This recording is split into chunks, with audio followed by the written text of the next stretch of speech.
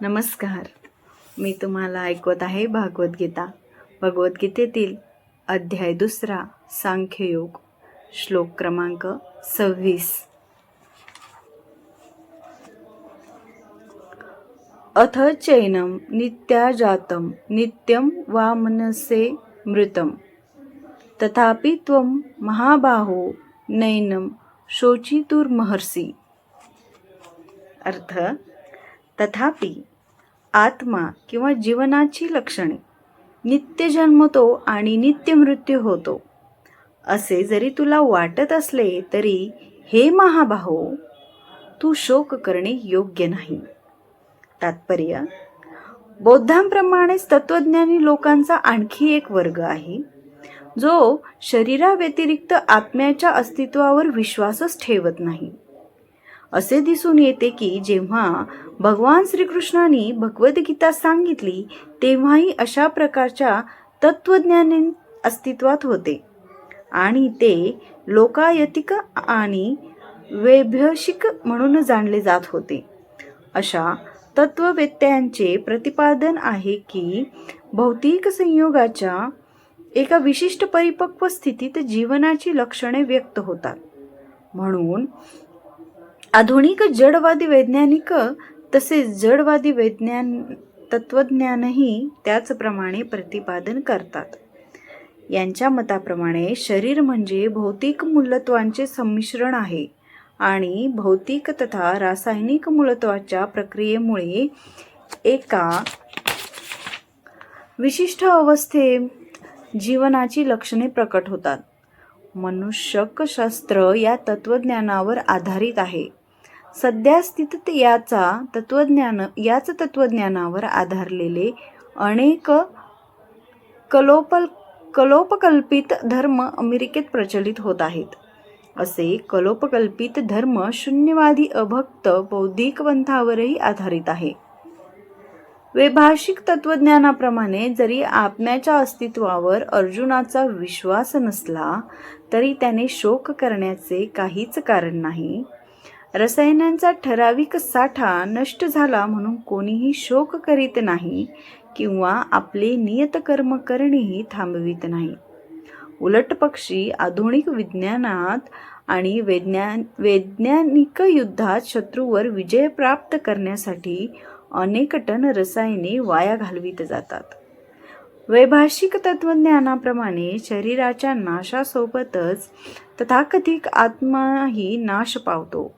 म्हणून कोणत्याही परिस्थितीत अनुरूप जीवात्म्याविषयी वैदिक निष्कर्ष अर्जुनाने स्वीकारला किंवा त्याने आत्म्याच्या अस्तित्वावर विश्वास ठेवला नाही तरी त्याला शोक करण्याचे काहीच कारण नाही. या सिद्धांताप्रमाणे ज्या अर्थी प्रत्येक क्षणी जड द्रव्यापासून असंख्य जीव उत्पन्न होत आहेत आणि क्षणोक्षणी तितकेच जीव नष्ट होत आहेत, त्या अर्थी अशा घटनांविषयी दुःखी होण्याची आवश्यकताच नाही. आत्म्याला पुनर्जन्मच नसेल तर पितामह आणि गुरुजनांच्या हत्येच्या पातकापासून अर्जुनाला भयभीत होण्याचे कारण नव्हते. पण त्याच वेळी श्रीकृष्णांनी अर्जुनाला व्यंगपूर्वक महाभाव म्हणून संबोधले, कारण त्याने वैदिक ज्ञानाला प्रतिकूल असणाऱ्या वैभाषिक तत्वज्ञानाचा स्वीकार केला नाही. अर्जुन क्षत्रिय या नात्याने वैदिक संस्कृतीशी संबंधित होता आणि त्याचे पालन करणे त्याला योग्य होते. श्लोक क्रमांक 27. जातस्य हि ध्रुवो मृत्युर्ध्रुवं जन्म मृत्युसच तस्माद् परिहार्यर्थे न त्वं शोचितुर्महर्षि.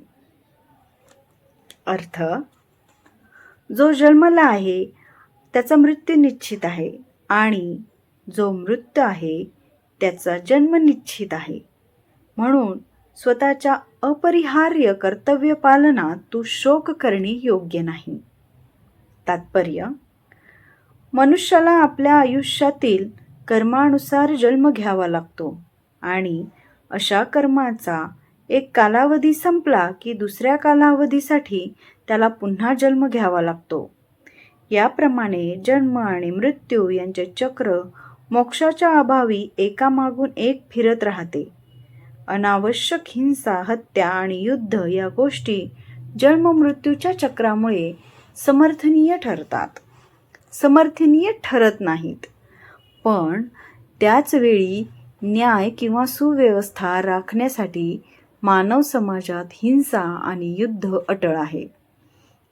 भगवंताची इच्छा असल्यामुळे कुरुक्षेत्रावरील युद्ध अपरिहार्य होते आणि योग्य हेतूकरिता लढणे हे क्षत्रियांचे कर्तव्य आहे. म्हणून आपले योग्य कर्तव्य पालन करीत असल्याने आपल्या नातेवाईकांच्या हत्येमुळे त्याने दुःखी आणि भयभीत का व्हावे? नियमभंग करणे हे त्याच्यासाठी योग्य नव्हते, कारण त्यामुळे ज्या पातकांची त्याला भीती वाटत होती त्याची फळे त्याला भोगावी लागणार होती. आपले योग्य कर्तव्य पालन टाळूनही तो आपल्या नातलगांचा मृत्यू टाळू शकत नव्हता आणि या प्रकारे चुकीच्या कर्मपथाचा अवलंब केल्याचे त्याचे पतनच झाले असते.